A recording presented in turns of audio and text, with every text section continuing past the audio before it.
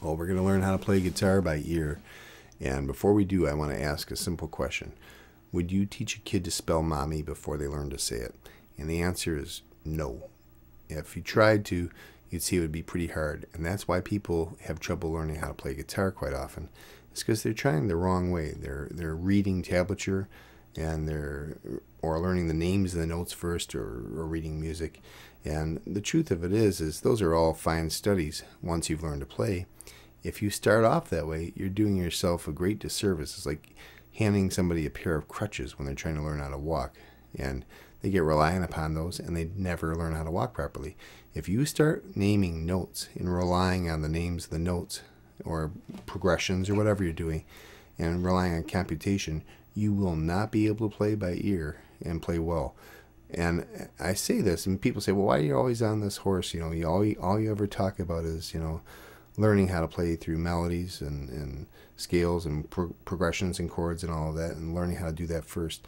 The reason is because I walk into a room of 20, 30 guitar players and I say, play Happy Birthday for me, and nobody can do it unless they practiced it before, but nobody can do it, and that's not right. There should be a certain level of musicality that is expected of people. If you can't play a simple melody through chords, there's a real easy way to learn how to do it, and I'm going to show you how, and it's worth learning. So let's think about this first.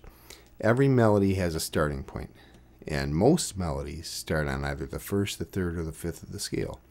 So say I take a melody like Mary Had a Little Lamb, is what I was saying before. I can give myself a process of elimination test. I can start on either the first, the third, or the fifth.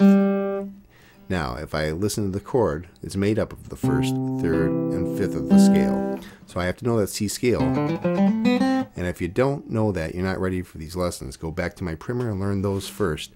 And that will be in how to view the lessons portion on my YouTube page. So go to that and go through those exercises first. But if you know the C major scale, go ahead and play it.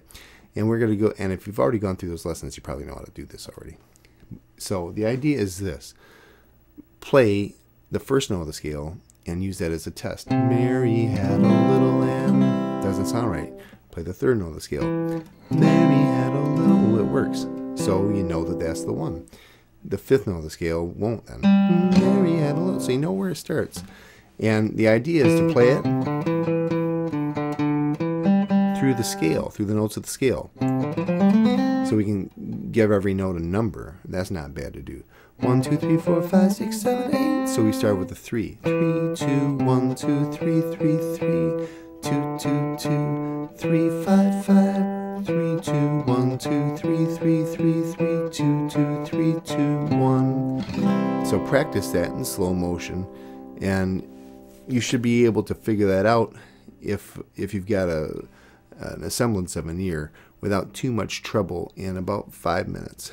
And if you can do it faster than that, that's very good. But I'm talking about 5 minutes without mistake.